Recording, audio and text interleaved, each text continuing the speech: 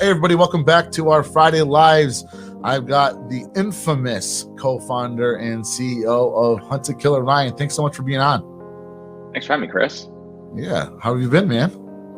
Good. It's good to see you. It's been a wild ride. I know it's been too long, and can't wait to get out to the next SUBTA event, which I hear is in the fall. Which we're booking hotels now.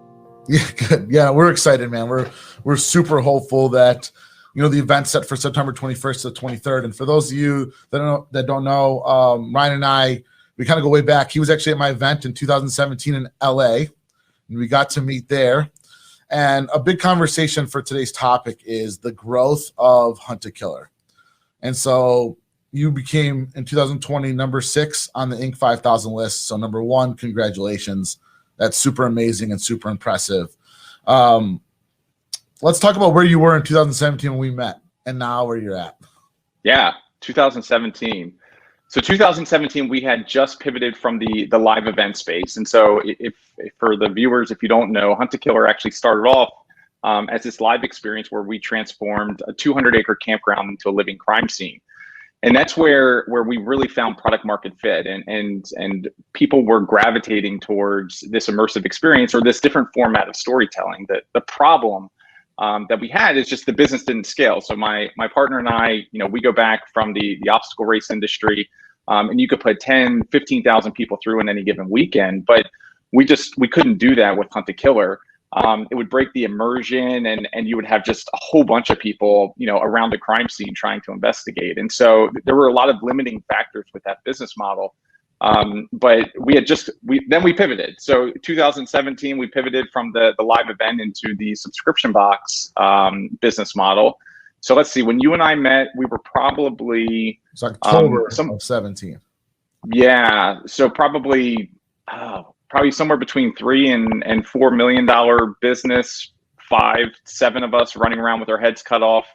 Up until the Inc. list, and then obviously last year was another huge growth year for us, and we actually ended the year EBITDA positive for the first time, and we're celebrating that internally because we doubled growth again. So we did over 50 million last year in sales, and it was the first year that we made money. So we're really proud right now. A couple of things that I like that you brought up here. One, you went from what we'll call a retail business, right? I mean, you had a acreage and you were doing, like you mentioned, it was live crime scenes on there.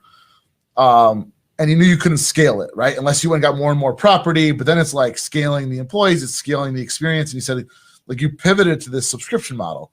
So number 1, like, kudos to you being a little like foresighted on that. That's genius. And then 2, understanding for those of you that are entrepreneurs, it does take 3-4 years till you sometimes start making money, and most companies are burning cash throughout that process. But let's also go back to this crazy number you just told me: $3 to $4 million business to 50 million in 3.5 years. I mean, gosh, that's amazing. Tell me more about that. How you think you got there? Not being risk averse, and like it is. It's interesting because when the Inc. list hit last year and we started to finally get the attention that I felt the team and the organization deserved, what's interesting is folks just see those splashy numbers and they're like, that company, they've got it all figured out. Look at what they're doing. Like, no, that's not it at all. And all too often we are in life or death. We've bootstrapped this company, so we have raised 0 equity. And we've been able to cash flow the business, and there is just this energy and this feeling that you're going to figure it out before it all comes collapsing down. And listen, I've been through that as well. I was a part of another business. Well, I've been a part of many businesses. Only this one is still around. But I've been a part of that failure where you just have this belief that things are going to work, and sometimes they don't. But with SUBTA Killer, we refuse to quit and we refuse to fail. And so, do we stumble? Yeah. Do we make bad decisions? Sometimes, but we learn from them and we continue to take the organization forward. I think, look, there's no entrepreneur that somewhere in the process didn't fail, right? So I always say, if you don't fail at anything, that means you never tried anything new. So I think, again, it's super amazing that you kept rolling. I think, let's go back to, why did you pick this industry? How did it make sense on a subscription level, right? We all know that all these true crime, these TV shows on Netflix, and I mean, they're popular, right? And everybody likes a mystery. So what gave you that inspiration to do that? Are you really into that? Did you say like, oh, I can really scale this? Was this purely business? Like, tell me a little bit about that. Yeah. So I guess the first thing is, what I have learned is that businesses are built on products. Businesses are not built on models. And the objective is to find product market fit, which, by the way, is the most difficult thing to accomplish in business. I feel like that my partner Derek and I have been struck by lightning, because we've been able to find product market fit twice now. And I think we've been very fortunate to find that. And this time, so far, we haven't screwed that up. But the origin story of Hunt to Killer was really using the same sort of principles that we had from the event company from 2011 through 13, which was Run for Your Lives. And Run for Your Lives was a obstacle race event that we put on, where we immerse people into a post-apocalyptic experience. So basically, think Tough Mudder, think Warrior Dash, except you donned a flag football belt and there were 3 flags hanging from it. And we put 150 zombies on a 5-kilometer course that would chase you around. And we learned a lot from that. Ultimately, it failed, but we learned a tremendous amount about business and growth and really what not to do. And so when we launched Hunt to Killer, it was very much the same thing. Like our passion, what gets us up each morning, it's about building communities and bringing people together. The vehicle for that is great products through immersive experiences. But the vision here is to bring the world together around immersive experiences, give people something to talk about and experience together. And that has never stopped. That's been the common thread between all of these businesses. And so what we did is we used the same sort of methodology that we did for Run for Your Lives, which was, the goal is to distort reality and immerse people inside of a story that we have created. Well, what are some emerging genres or some emerging themes? So thinking back to 2010, you had The Walking Dead, which was up and coming. And then fast forward to 2016, when we were launching Hunt to Killer, you had podcasts and these micro communities that were building around this true crime space. And it just seemed like a great opportunity. You had escape rooms and interactive theater and all of these different kind of experiential things happening, but nothing really for that market. So, sadly, I am not a big true crime buff. But at the end of the day, like we are very much in line with our vision and our passion. Yeah, no, I love that.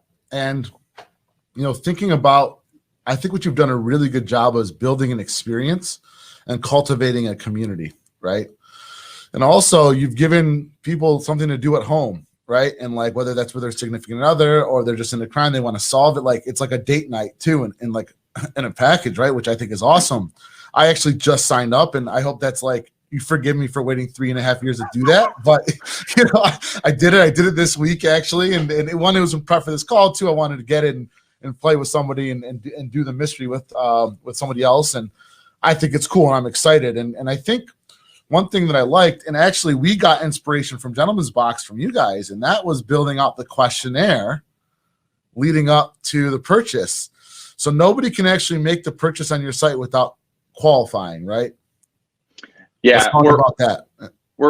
We are slowly getting away from that, but that is still the funnel today, and we will always optimize paid digital through that funnel. But we're getting more into kind of a holistic e-commerce strategy, because like what we have found, and I'm sure we'll get into this, is that our business model has completely changed. What used to be a subscription box business driving people through a single sales funnel is really turning into an e-commerce store. So like in development right now, we've got a store that will be launching in June. We've got all new products in different categories and spaces that we are extremely excited about. But what did work and what continues to work for us is this lead generation magnet, maybe, or this lead generation tool of putting people through the questionnaire. And Eric Carlson, from Sweatpants Agency, him and I go way back. He is a master in this arena. And in late 2016, early 2017, we decided just to drop it in there. And instead of popping up like, hey, give us your email address for a 15% discount, like what if we could start the experience before they ever made the purchase? And there's all sorts of books on micro commitments and different things like that. And that's what we saw. So not only were we introducing them to the experience, not only were we explaining through the questions, explaining what they were getting into. So there's this kind of informational series that's happening at the same time. Not only are we collecting their information, so we're producing names and email addresses with that. But at the end of the day, it is the psychology of micro commitment. So answer this question. Great, I answered it. Well, I already answered that question, so now I'm going to answer this question. And by the time you get all the way through, you feel compelled or committed to give us your email address.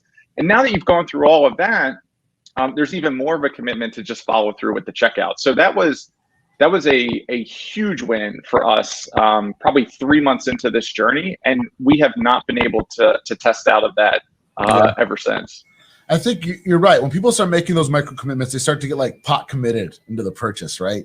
And you're asking like great questions, like, are you into true crime? And like, how often do you, who are you going to play this with? And like all these questions you get excited to start answering. I also think what's really important, and for those of you listening, if you're going to add something like this, you do want to A/B test it. I A/B tested it for Gentleman's Box, our premium subscription. And we saw that not only were we getting a better conversion rate on the questionnaire, but then we were actually acquiring an email, as you mentioned, and then we were putting those people's emails into a drip series to get them to convert down the road. So like it's a win-win. More conversions, gathered email addresses, and then we're able to convert them later. I'm sure you're seeing the exact same thing. So, and what's funny is that goes against all psychology of e-commerce from 5-6 years ago, right? Yeah. 5-6 years ago, you were like, dude, how do you fly them through the checkout process? Like, homepage, buy now, checkout, boom, move on. And like, it's different now. I think, and that's why you also, when you see some of these like beauty subscriptions, they're asking you questions about yourself. Like what's your skin color? Do you like this? Do you like that? And you're building a profile around the consumer that's eventually going to allow you to send that consumer items that they're more likely going to like, and they're less likely they're going to churn, right? Yep. Now with yours, correct me if I'm wrong, but like every month for like a period of time, I'm getting more clues to solve a mystery, right? So more like I'm not solving it on the first box. Nope. So I can't quit. Once I'm in, like I'm not stopping. You can't quit. You but can't quit until I call you on like personal level and be like, yo, like what's the answer? Or not like I might. It depends on which season you're on. I might not even know. What if I got to impress somebody to like act like I'm really smart? Like, you know what I mean? Like, can I get like a little clue or something? Yeah. I can help you with the very first one. All right. But you're right, and it goes against conventional wisdom. But what we have focused on, and it's still relevant. So when folks are like, hey, what is the ease of checkout, or how do I get someone across that finish line? Like that still holds true. It just holds true, at least for us, at a different stage or a different part in the checkout experience, which means once their cart is filled, like that's the time to accelerate. That's the time to remove every single barrier or obstruction or check in the block, whatever it is, like that is the place to remove it. But leading up to that, like I think the whole concept of micro commitments is really here to stay, and it needs to be relevant and customized. Like, I'm advising someone that's starting a subscription business, and they tried to put a checkout flow, and basically they used our same questions and then twisted some stuff, and like that won't work. Like you really need to sit down and think about like, what are you trying to gather, and how is this going to make people excited about your experience? I think too, you can also use that survey to gather data that can help make you better decisions in the product in the future too, right? So like if they're selecting certain things, maybe it's colors, whatever the case may be, that's going to give an indicator of like what the consumer now might like. Because I think the biggest mistake entrepreneurs make is we think we know all the answers. Like we're all guilty of that when we're starting a business. Like, oh, it should be this because we think so. The truth is the data is going to tell us the answers. And the truth is we want the audience to tell us what they want. What do the consumers want? Us being able to understand the consumer behavior is like, that's what's going to separate the winners and the losers, right? So I love what you're doing because, again, you're getting them involved. You're getting them built into a community. You've also built a really big Facebook group, right, around this like hunter-killer community. Tell me about that and how that's helped the brand so much. Yeah, and it was all accidental. Because when we started our community, this actually goes to your initial point of like, you think you know what the customer wants, but you don't actually know until they start experiencing your product, and then you collect that feedback. The only reason that we started our Facebook community in the very early days was to be able to collect that type of feedback. Like, we want to know what our customers want. We want to know the tweaks and the changes and the iterations. Hunt a Killer today, the season, I know what season you're going to get. I know what episode you're going to get. And it's nowhere close to season 1. Like, if you would have joined our experience when we first met, you probably would have thrown the box away and never looked back. Got it. We've gone through hundreds, thousands of iterations and improvements because we're constantly listening. And that was the very first step, or the reason that we started that Facebook group. The reality is we got lucky there because so many people wanted to be a part of that community. That it really became a sales channel or a word of mouth for us. Now everybody talks about brands or communities and all these other things. Couldn't agree more. We may have stumbled into it by accident because we wanted to learn how to improve our overall experience. But I think it's a critical component to any business nowadays. Yeah, you built a tribe out of your customers. They actually inherently become sales reps for you, which means you get a ton of organic traffic, which lowers your acquisition costs and I'm sure overall increases LTV, which is a funny story. Do you remember when we were at dinner and I was like, yo, Ryan, what's the LTV? And you were like, unsure. This is like, what was that, 2018 or 19? I think we were having dinner and I was like, Ryan, do not call me, text me, email me until you get that number. Talk about how critical that number, that KPI has been now, because it's allowed you to make decisions for future marketing efforts. Has it been, right? Is that a metric now that's measured regularly? Sort of. It's still very, it's hard. It is extremely hard to continue to calculate your LTV and understand what's profitable, whether you're changing your markets or accelerating growth, and the dynamics are constantly changing. We think we know what our LTV is, and that allows us to understand how much we can spend to acquire each customer, and ensure that we remain profitable. We have been, because of the bootstrap nature, we have focused more on cash flow since day one than profitability. And that's one of the reasons that, the first few years we were in a loss until last year. Just this constant belief that, like, we're going to figure it out. We're going to figure out and solve this business model as we continue to scale. Retail's been a huge part of that. And I think it's going to be a big part of the future of Hunt a Killer. But yeah, I do agree with you. Like, understanding your lifetime value is critical. Not running out of cash is probably the most critical thing, and then figure out the LTV. Yeah, no, for sure. So those that are going to watch this episode, there's going to be a lot of startups and aspiring entrepreneurs that want to build their business to $50 million, just like $50 million a year in revenue. Give me your top 2 or 3 tips to somebody that's early stage, 500 to 1,000 subscribers. I'm like, because I think what you see is like a little bit of that bell curve, and then you might get a hockey stick growth, and then you start to plateau, right?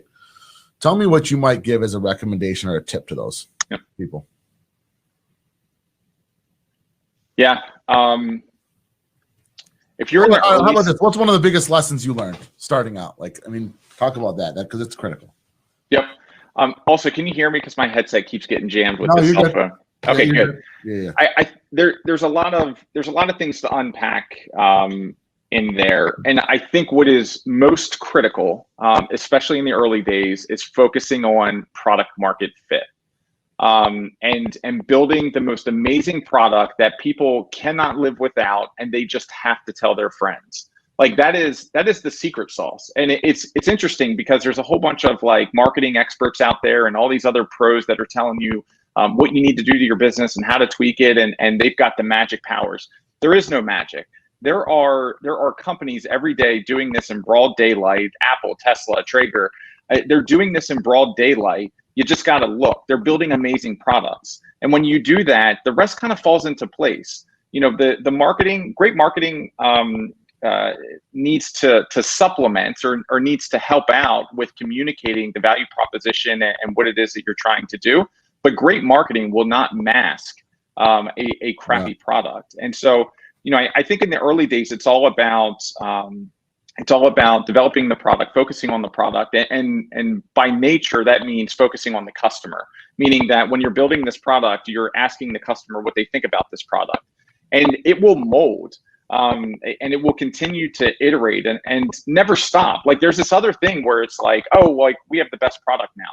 Like, no, that the iterations and the constant improvements is never ending. And that's like the fun. That's the whole point of business. So, number one, in the early days, it's focusing on the product, focusing on the customer, and really starting to kind of build that tribe. But number two is really about the team. So once you have found product market fit, the thing is you can't do that all by yourself. You can't scale a business. You can't develop supply chain. You can't do all of these things as a solo entrepreneur or just you and a co-founder. And so, what is the biggest asset or what is the brightest spot of Hunt to Killer? It's our people. Like we have amazing folks. We have amazing writers, graphic designers, like world-class marketers. Like it's just, it's incredible. You can't do it alone. And so I just read this book and it was called Who Not How. And it is just, it's put so much into context over the past few years as we've grown the business. Like it's not about me saying, how are we going to do that? It's about saying, hey, we're going to do that. Now, who do we need to hire? Who is the subject matter expert? Who already has that experience and can come in and tell us how we should do that? I think what's important too is like you're getting the team buy-in, right? So it's not about leading. It's not about leading the charge. It's about leading those that are in your charge, right? And like getting the team buy-in on everything. And to two of your points, on the first one, which the product fit, what you're saying essentially is like, even if your marketing is amazing, the product sucks, they're going to churn. So we got to have good product. And also building brand is like critical with the product.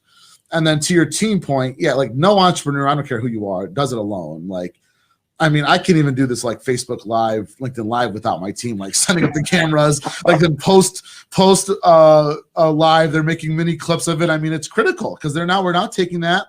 We're going to pull 3 or 4 1-minute clips out of this video. We're going to then spread it over different social channels. They're posting it on my LinkedIn. They're posting on my Instagram. Like you can't do it alone. You can't build a business doing 50 million a year in revenue plus a year in revenue. You can't get there with a team, without a team. That's pretty awesome. So kudos to you to one, recognizing that. And I think that those are two very, very good tips for anybody building a business. One is you have to let other people that are really good at doing things, let them do it.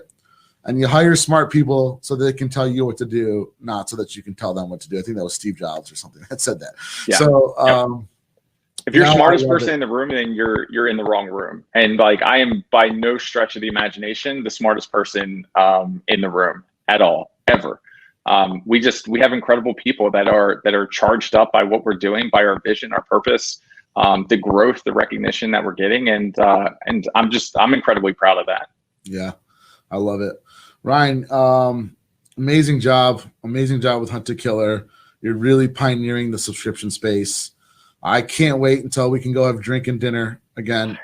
I think you owe me a dinner this time. Yeah, you owe me a steak. There it is. I owe you a steak. Got to cash in on that. I'm super excited to try Hunt to Killer. So for those of you watching, I recommend you go sign up. But again, thanks so much for your time. Thanks for your insight. Thanks for being a good friend. Hopefully we'll see you in Dallas. And if not, I'm just going to have to make a special trip. There we go. Awesome. Thanks for having me, Chris. Thanks, Ryan. Talk to you soon, man. Thank you so much.